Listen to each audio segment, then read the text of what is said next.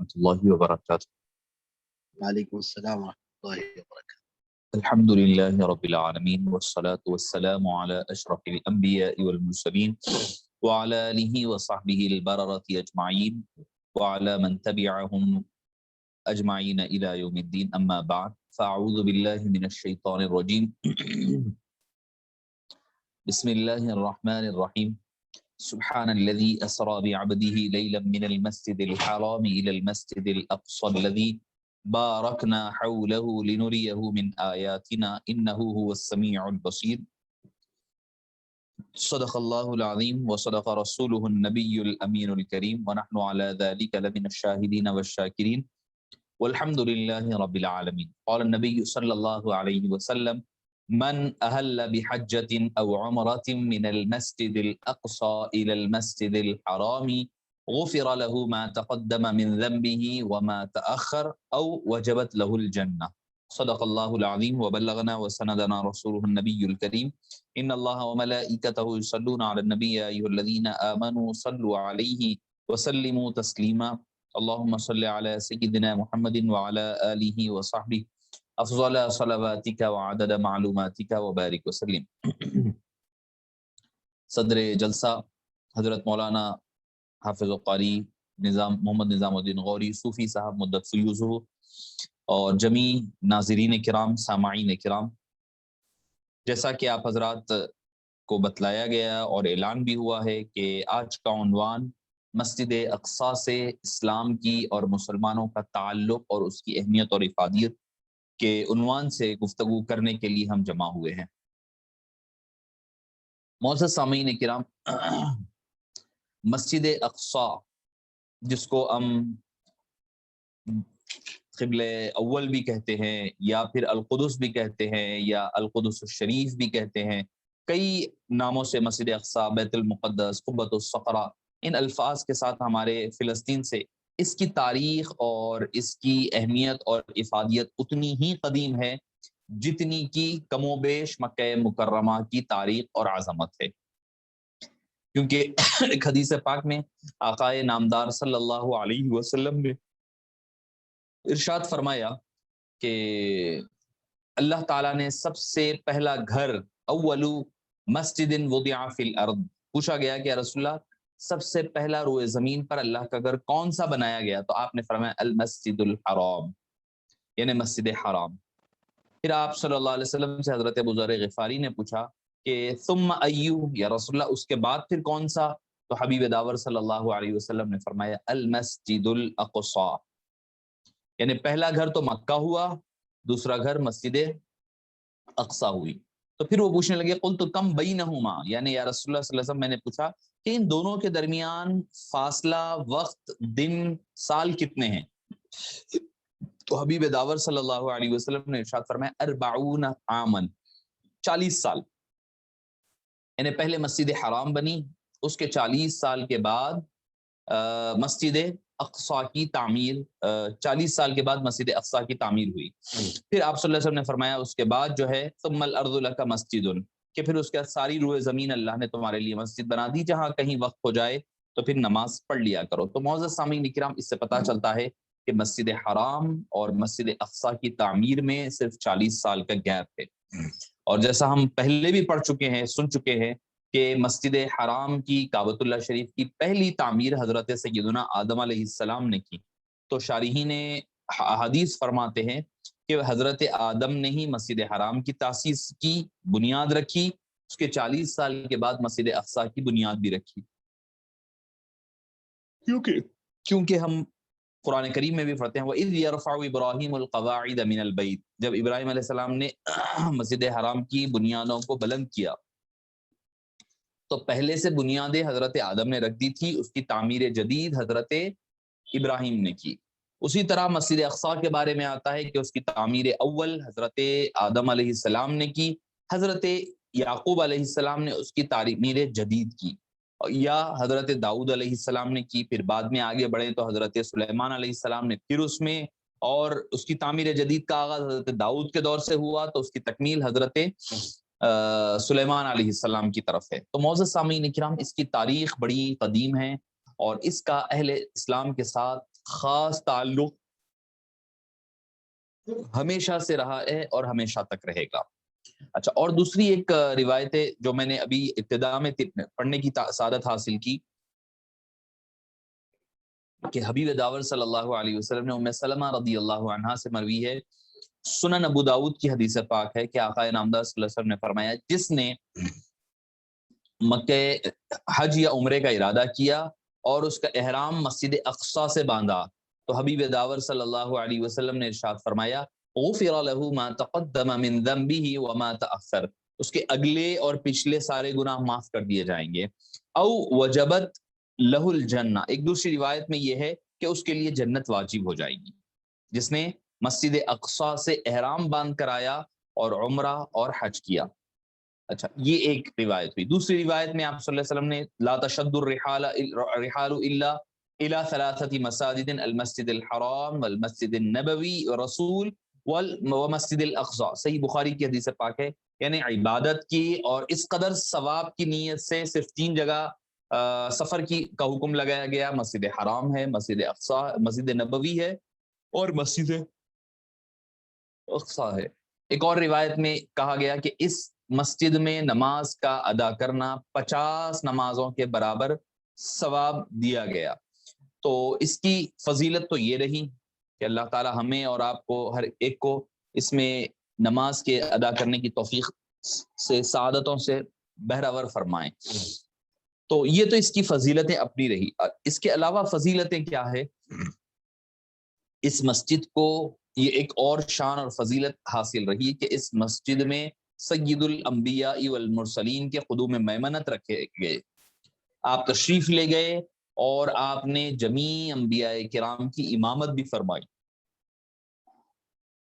یہ اس کی ایک خاص خصوصیت اللہ تعالیٰ نے احادیث طیبہ میں ہمیں، جیسے کہ سورہ بنی اسرائیل کے آغاز میں ملتا ہے سبحان الذی اسری بعبدہ لیلا من المسجد الحرام الی المسجد الاقصی، مسجد حرام سے مسجد اقصی کی طرف رخ فرمایا، حبیب داور صلی اللہ علیہ وسلم کو لے چلا معراج کی رات۔ اچھا، اس کے علاوہ آپ کو ایک اور شان اور عظمت آپ نے غالباً سنی ہوگی کئی حضرات سے، مگر اگر آپ غور کریں گے تو اب آپ کو سمجھ میں بھی آئے گا کہ زمین سے آسمان کا اگر فزیکل رابطہ، ٹچ، یعنی جہاں سے زمین سے آسمان پر جانے کا کوئی فزیکل راستہ بنا تھا تو مسجد اقصی تھی، کیونکہ کہیں اور سے آپ کو نہیں دکھے گا کہ نیچے سے آسمانوں کی طرف کوئی جانے والا فزیکل راستہ نہیں دکھے گا۔ غیبی راستے تو کئی ہے کہ ہر مقام سے غیبی راستے، فرشتوں کا آنا جانا، وہ تو اس سے انکار ہی نہیں ہے، مگر فزیکلی جہاں سے حبیب داور صلی اللہ علیہ وسلم محسن کائنات نے سیڑھی لگا کر کے مسجد اقصی سے آسمانوں کی طرف تشریف لے گئے، یہ راستہ حبیب پاک نے کھولا ہے۔ اب حبیب پاک کی امت کے صدقے و طفیل اور اس امت کے اولیاء کرام کے صدقے و طفیل حضرت عیسیٰ علیہ السلام کی اسی طرح واپسی اس روئے زمین کی طرف ہوگی، حبیب پاک صلی اللہ علیہ وسلم کے معراج پاک کا وہ صدقہ اور طفیل رہا کرے گا۔ تو یہ چند چیزیں اس کی فضائل اور مناقب، ویسے تو کئی فضائل اور کئی مناقب کتب احادیث میں ہمیں مسجد اقصی بیت المقدس کے حوالے سے ملا کرتے ہیں۔ معزز سامعین کرام، اگر آپ مسجد اقصی کی تاریخ جو ہے بڑی طویل ترین تاریخ ہے اور کم و بیش جو ہے، اچھا ایک 5واں جو تعلق ہے مسلمانوں کا مسجد اقصی کے ساتھ، میں تاریخ میں جانے سے قبل اس کے تعلقات پر گفتگو کر لوں کہ اہل اسلام نے جب 5 مرتبہ نماز باجماعت کا حکم دے دیا گیا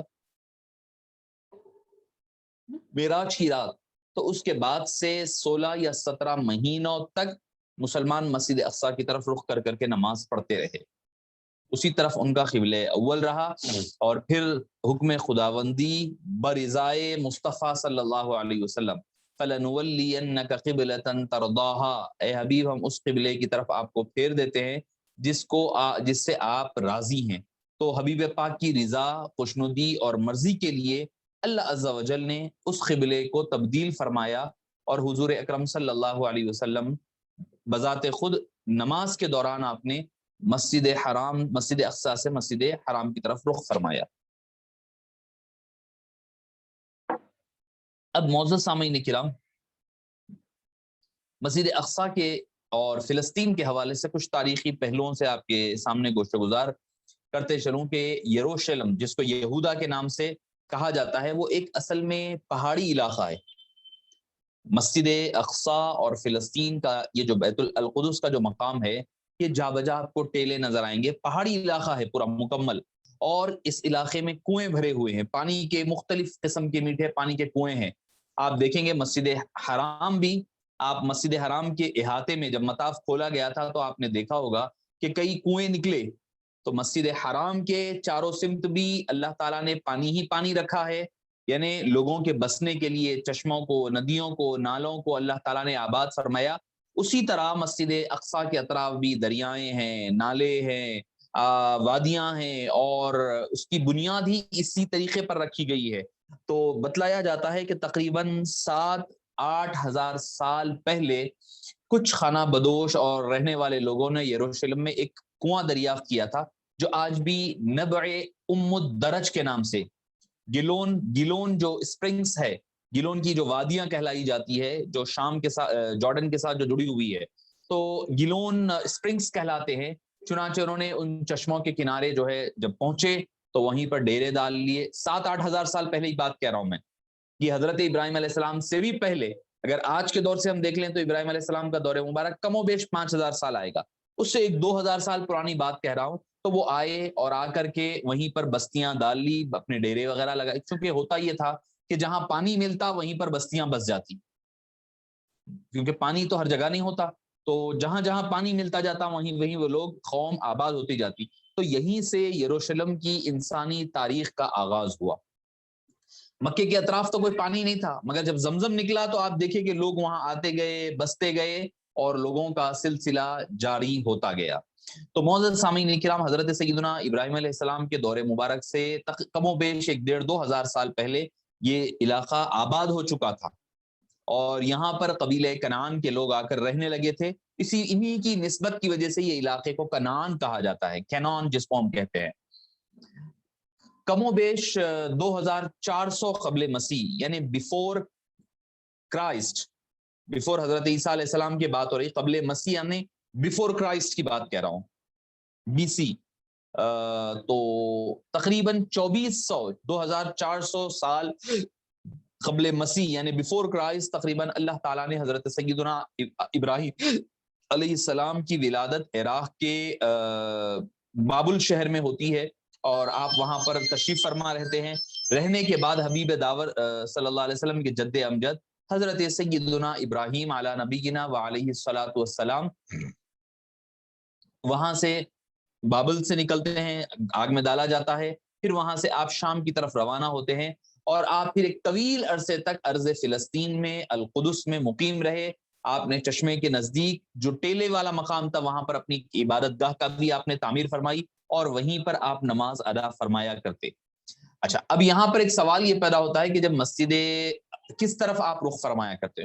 بعض مورخین فرماتے ہیں کہ سیر نگار فرماتے ہیں آپ کا رخ مکہ مکرمہ کی طرف ہوتا، کیونکہ پہلے سے ابتدائی پہلا گھر تو اللہ کا، دنیا کے بت قدوں میں پہلا وہ گھر خدا کا، ہم پاس باں ہیں اس کے، وہ پاس باں ہمارا۔ تو حضرت ابراہیم کی نماز ادا اس طرف ہوتی تھی۔ بعض نے کہا کہ وہ مسجد اقصی کی طرف کیا کرتے تھے۔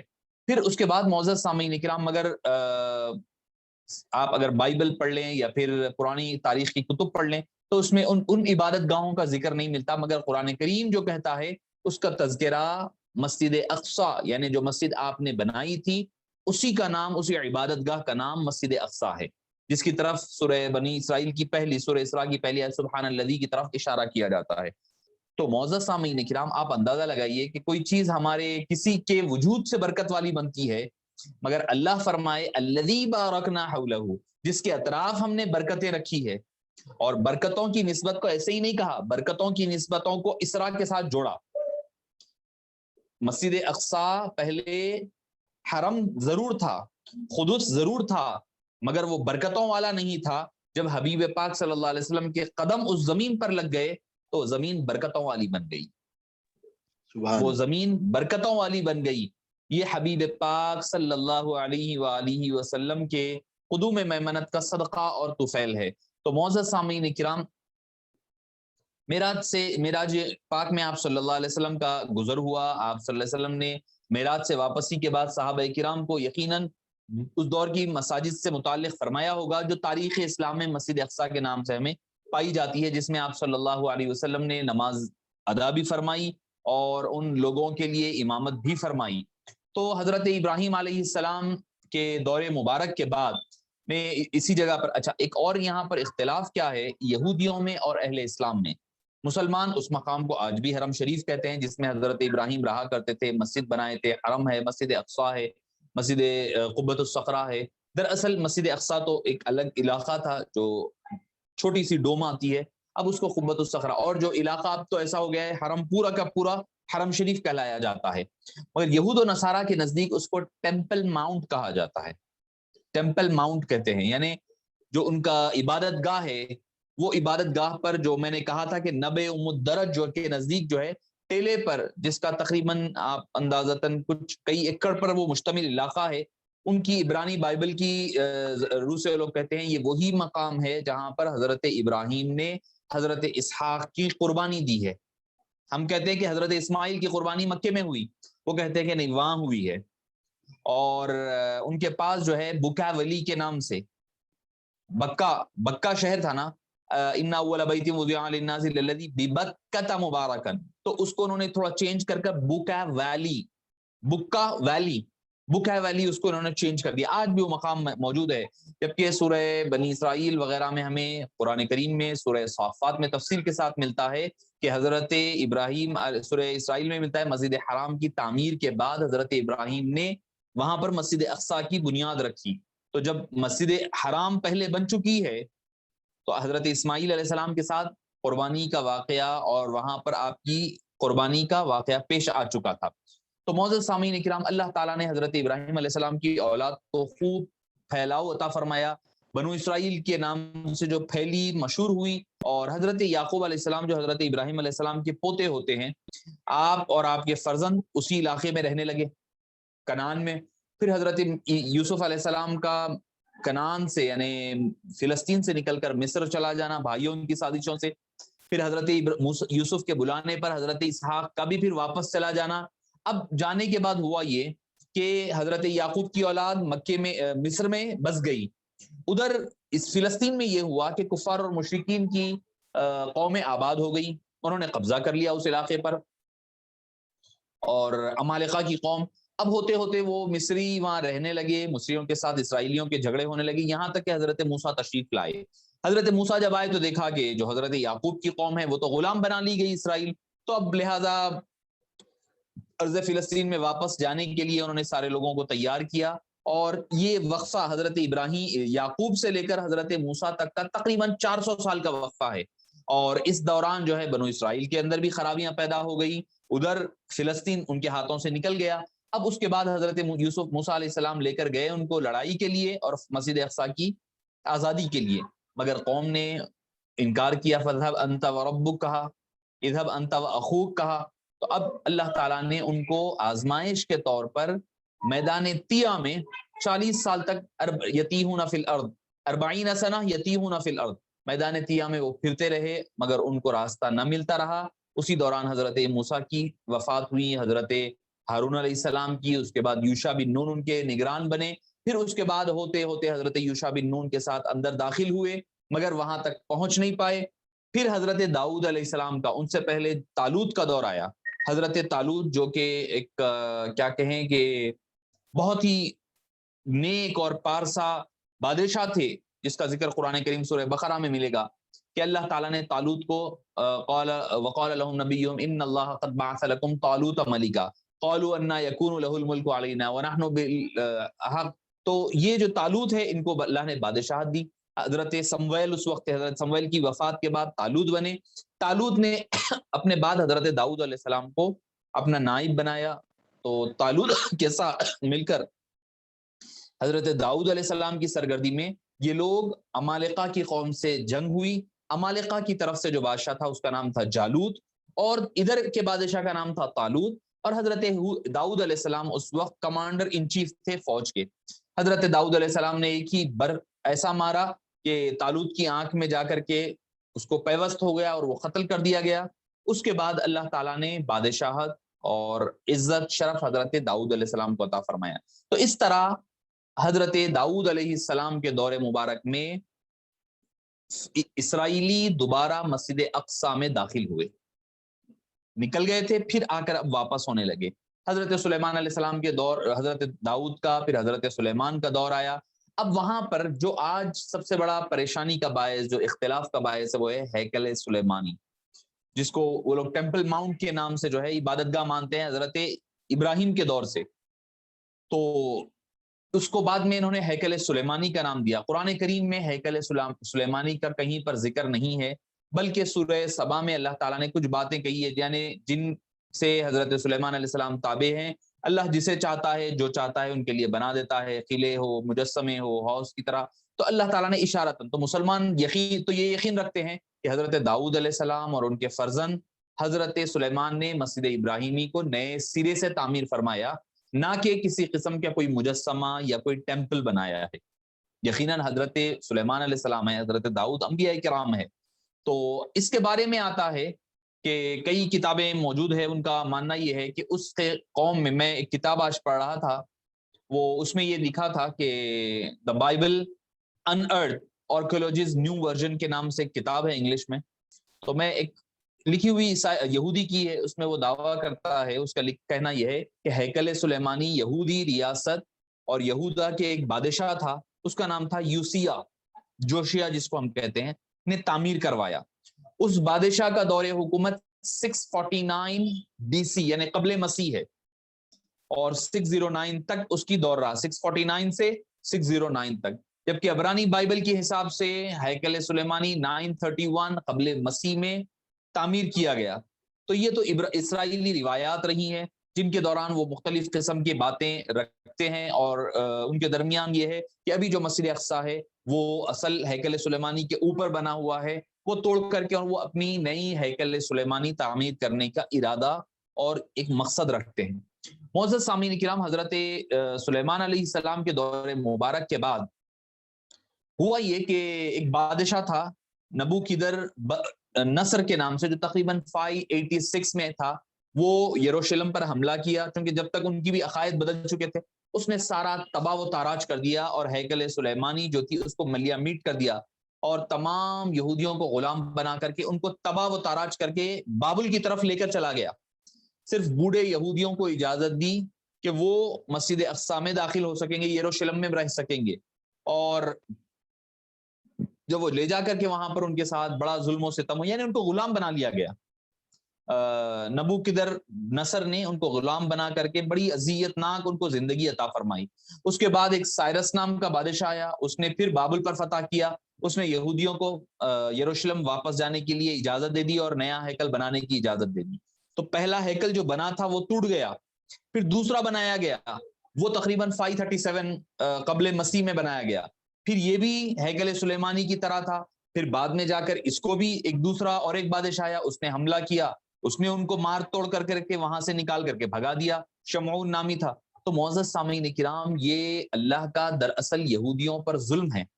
پھر سکندر اعظم آیا، جب اس نے فارسی حکمرانوں کو جب شکست دی، تو وہ پھر دوبارہ یہودیوں پر حملہ کیا، اور رومی حکمرانوں کے خلاف بغاوت کر کے پھر سے اس کو تباہ و تاراج، دوسرا ہیکل سلیمانی بھی تباہ و تاراج کر دیا گیا۔ تو یہ اللہ کی طرف سے دراصل یہودیوں پر عذاب الہی ہے، عذاب الہی ہے، جو ان کی سرکشیوں کے باعث اللہ تعالیٰ نے ان کو در بدر کی ٹھوکریں کھانے پر مجبور ہو۔ اللہ، آپ دیکھیں، کوئی ایک جگہ ان کو آرام سے سکونت نہیں ملی، ادھر سے ادھر بھاگتے رہے، ادھر سے ادھر بھاگتے رہے، ادھر آئے ادھر آئے، اور ان کا یہ سلسلہ چلتا رہا۔ پھر اس کے بعد ہوا یہ کہ اللہ تعالیٰ نے مسلمانوں کو فتوحات عطا فرمانے لگے، اور جب فتوحات پے در پہ مسلمانوں کو نصیب ہوئی، تو حضرت سیدنا فاروق اعظم رضی اللہ عنہ وارضاہ کے دور مبارک میں مسجد اقصی آزاد ہوئی اور فتح ہوئی۔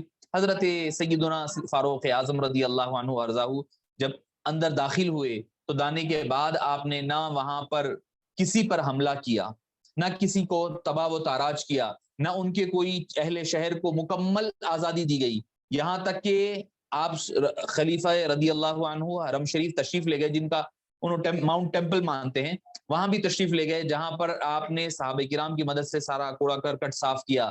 تب اس جگہ مسجد ابراہیم کی جو جگہ تھی ایک عارضی مسجد تعمیر کی گئی جو بعد میں جا کر کے بڑی بنائی گئی. تو معزز سامعین کرام آج بھی اگر آپ صحن حرم قدس میں دیکھیں گے تو محراب عمر ہے، محراب مسجد عمر ہے، اور یہاں تک کہ اس جگہ جہاں تعمیر فرمائی تھی وہ جا کر کے بعد میں اس کو طویل کیا گیا. تو حضرت عمر فاروق نے یہودیوں کے 70 خاندانوں کو وہیں پر آباد رہنے کی درخواست کو ان کے قبول کیا اور کہا کہ تمہیں آرام سے رہنے کی اجازت دی جائے گی، تمہارے ساتھ کوئی معاملہ برا نہیں کیا جائے گا. پھر اس کے بعد ہوا یہ کہ مسلمانوں کے قبضے میں رہا یہاں تک کہ عثمانی دور خلافت آیا. تو ایک سلطان نام کے بادشاہ تھے، وہ بڑے رحم دل تھے، انہوں نے پھر یہودیوں کے ساتھ ہمدردی بھی رکھتے تھے. انہوں نے اسپین اور پرتگال وغیرہ جہاں دور دور چلے گئے تھے، جرمنی سے وغیرہ، وہاں سے انہوں نے یہودیوں کو لایا اور لا کر کے ان کو فلسطین میں آباد ہونے کی اجازت دی. اور ان کی جو دیوار آج جو جس کو دیوار گریا کہتے ہیں اس کے اطراف گھر بنے ہوئے تھے، یعنی آنے والوں کے لیے سرائے خانے بنے ہوئے تھے. وہ سرائے خانوں کو توڑ کر کے وہاں پر ان کے لیے دوسرے انہوں نے ان کو وہاں پر رہنے عبادت کرنے کا ان کو موقع دے دیا گیا. اب ہوتے ہوتے انہوں نے جب ان کے ہاتھ میں چیزیں آنے لگی وقتاً فوقتاً وہ مسلمانوں کے ساتھ لڑائی جھگڑے ہوتے ہوتے وہی معاملات جو مسلمانوں نے ہمدردی کے ساتھ ان کو عطا کیے تھے اس سارے معاملات کو انہوں نے تباہ و تاراج کر دیا اور مسلمانوں سے وہ ساری عمارتیں مقامات مقدسات چھین لیے. اب ان کے چھیننے کی یہ تو میں آپ کے تاریخ کے حوالے سے پھلنے پھولنے کہ اللہ نے جو ان کو مواقع دیے مگر وہ گناہ کرتے رہے تو ان کے ساتھ کیا ہوا یہ آپ کی گوش و گزار کیا. معزز سامعین کرام اب آپ سوچ رہے ہوں گے کہ بھئی وہ قوم جس کو تباہ و تاراج کر دیا گیا، اس قدر دربدر کی ٹھوکریں دی گئی، ضربت علیہم الذلۃ والمسکنہ، یعنی ان کے اوپر مفلسی کو، ذلت کو اور خواری کو اللہ نے لکھ دیا، پھر وہ قوم کو ختم کیوں نہیں کر دیا؟ کیوں ان کو پھر عروج ملا؟ اس کی دو وجوہات ہے.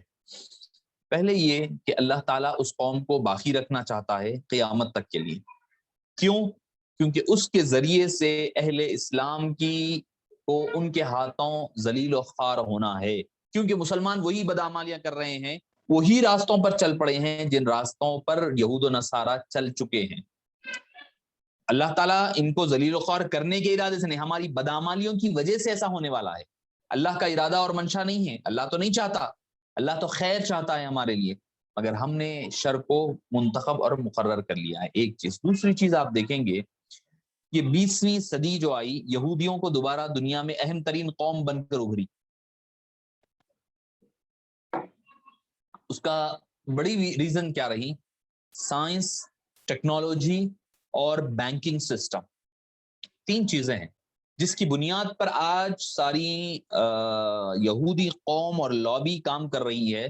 انہوں نے سب سے پہلے کیا کیا؟ بینکنگ سسٹم کو، بینکنگ سسٹم جس کو آپ کہہ لیں کہ جو سودی نظام ہے اس کی بنیاد ڈالی.